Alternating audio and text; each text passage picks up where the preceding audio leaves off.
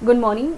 Today we are going to discuss a very interesting and important topic, that is the UPSC General Studies 2020 mains examination paper.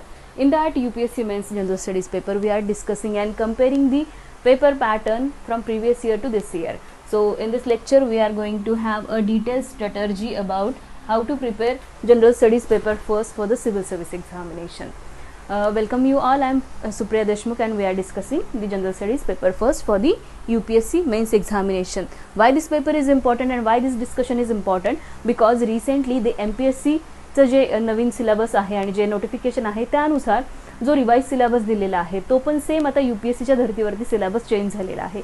मग असं change झालेला syllabus तर याचा आपल्याला उपयोग काय होईल, तर हा आपण UPSC जे विद्यार्थी करतात त्यांच्यासाठी पण इम्पॉर्टंट आहे की जनरल स्टडीचा पेपर डिस्कशन आणि MPSCचे जे विद्यार्थी नवीन आहेत आणि आता या वर्षीपासून मेन्सची एक्झाम देणार आहेत 2023ची, त्यांच्यासाठी पण हे डिस्कशन खूप इम्पॉर्टंट आहे की त्यांना एक आयडिया येऊन जाईल की ॲक्च्युअली रायटिंग एक्झामचा पेपर असतो कसा आणि त्याचे इम्पॉर्टन्स किती आहे आणि एक बेसिक कोणकोणत्या गोष्टींवरती प्रश्न विचारले जातात.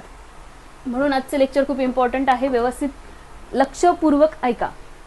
टोटली जो आपण जनरल स्टडीजचे 4 पेपर्स असतात एक्झाममध्ये, 4 पेपरपैकी आपण जनरल स्टडीज पेपर फर्स्ट बद्दल बोलतोय, which includes history, geography and Indian society. असे 3 सेक्शनमध्ये हा जनरल स्टडीजचा पेपर डिवाइड झालेला असतो. General studies paper first 3 topics history, geography and Indian society, हे 3 मेन कंटेंट आहेत for this paper.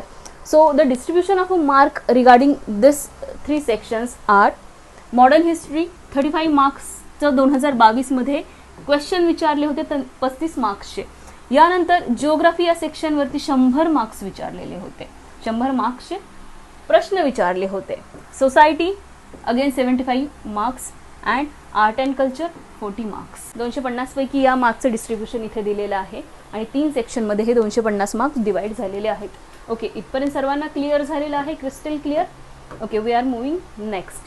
So this is the quite comparison of art and culture. प्रत्येक पेपरमधलं प्रत्येक बीटचं आपण comparison last to this year 2022 सोबत आपण कम्पेअर करणार आहोत, 2021 आणि 2022चं.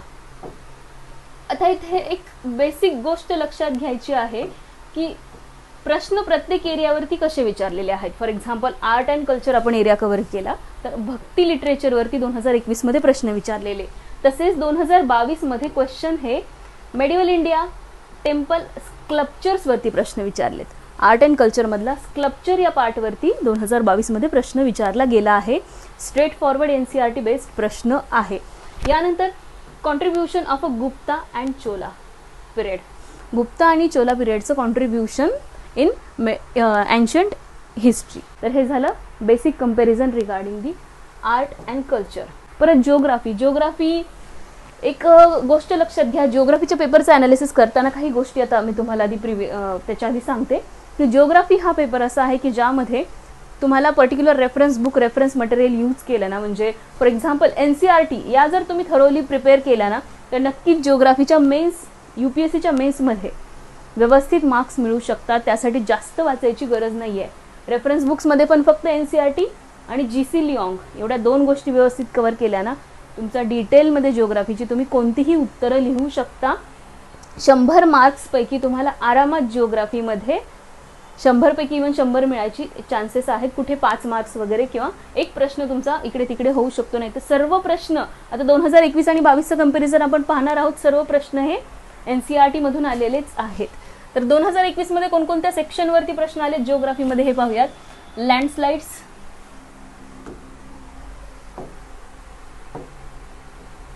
हे पहा, landslides, Gondwana and mining industry, water bodies in urban land use, volcanic eruption, major mountain ranges, weather condition, melting of the Arctic ice, glaciers, Antarctic, uneven distribution of the mineral oils.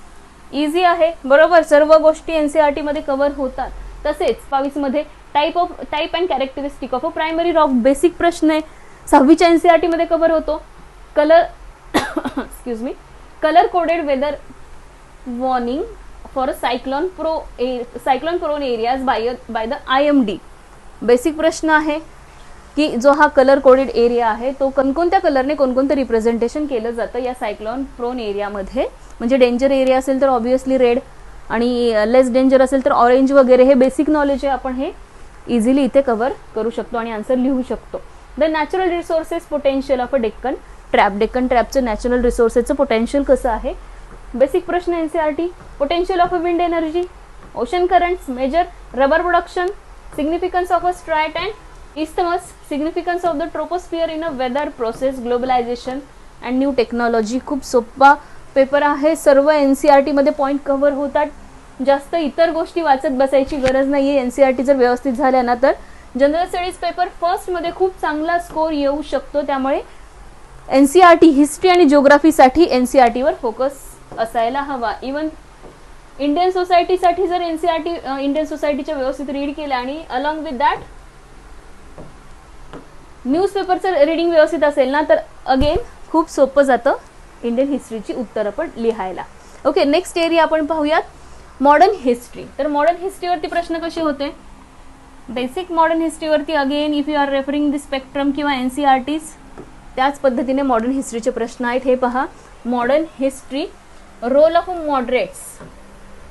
Role of moderate विचारलाय. Mahatma Gandhi, NCM non cooperation movement, young Bengal and Brahmo Samaj. Easy question. Post independence, princely state, world history, democratic state system, world war. Okay, world हिस्ट्रीमधून एक प्रश्न आलेला आहे. आता 2022 मध्ये कोणकोणत्या एरियावरती आलेत. Indian soldiers in armies of the British East India Company. Good, सोपा प्रश्न आहे. Famine. Okay, political and administrative recognition of the state and territories. आणि वर्ल्ड हिस्ट्रीवरती प्रश्नच रिलेटेड, असा डिरेक्टली रिलेटेड प्रश्न नव्हता. म्हणजे वर्ल्ड हिस्ट्रीना ज्यांना टेन्शन येते की फक्त जनरल स्टडीजसाठी वर्ल्ड हिस्ट्री वाचायचं का, स्किप केलं तरी चालतं, इनपुट आउटपुट रेशो कमी आहे, फक्त बेसिक अंडरस्टँडिंग वर्ल्ड हिस्ट्रीचं केलं तरी वर्ल्ड हिस्ट्रीचे प्रश्न आरामात सुटू शकतात. लक्षात आलं इथपर्यंत व्यवस्थित. ओके, नेक्स्ट पाहूयात आपण की आता इंडियन सोसायटीवरचे प्रश्न कसे होते हे पाहूयात. 2021 मध्ये इंडियन सोसायटीमध्ये ट्रायबल्स वरती प्रश्न विचारलेला होता. ट्रायबल्स, आदिवासी आपण असं म्हणू, आदिवासी समाजावरती प्रश्न दरवर्षी ऑब्वियस प्रश्न आहेत.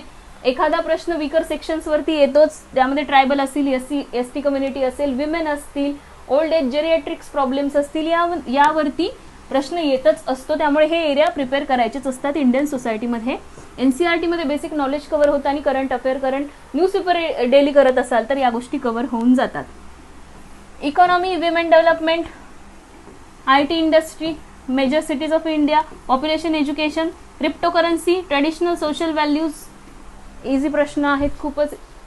Impact of work from home, families relationship and the family relationship. कोविडच्या सिच्युएशनमध्ये प्रत्येकजण वर्क फ्रॉम होम करत होता आणि यामुळे डिरेक्टली प्रश्न विचारलेला आहे. त्यामुळे हा खूप इझी करंटचा लिंक असा आपण हा प्रश्न म्हणूयात जो इंडियन सोसायटीमध्ये विचारलेला आहे. खूप इंटरेस्टिंग प्रश्न आहे. आन्सर पण आपण खूप छान पद्धतीने लिहू शकतो कारण everybody is suffering the same, everybody suffered from the situation where the corona impact global to locally. Okay, next question. The growth of a tier 2 cities is a signing of a rising of a middle class.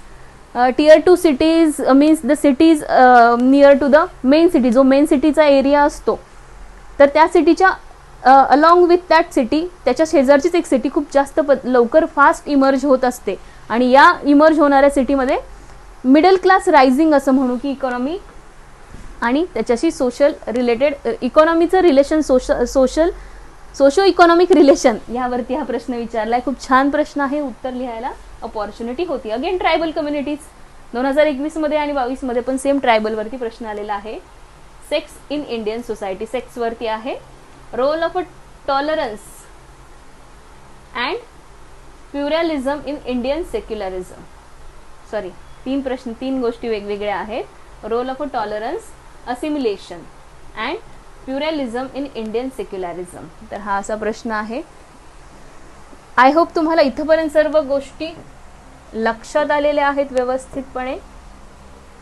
तर या पद्धतीने general स्टडीजचा paper होता. Paper first GS paper first easy होता paper 2022चा असं म्हणता येईल की आजपर्यंतचा सर्वात सोपा paper general studies paper first हा 2022चा होता.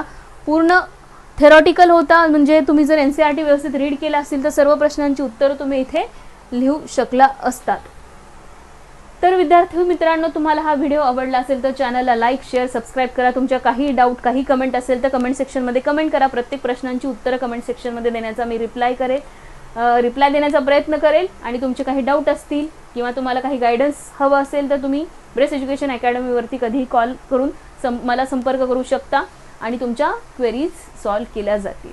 व्हिडिओ आवडला असेल तर लाईक, शेअर, सबस्क्राईब करा. धन्यवाद.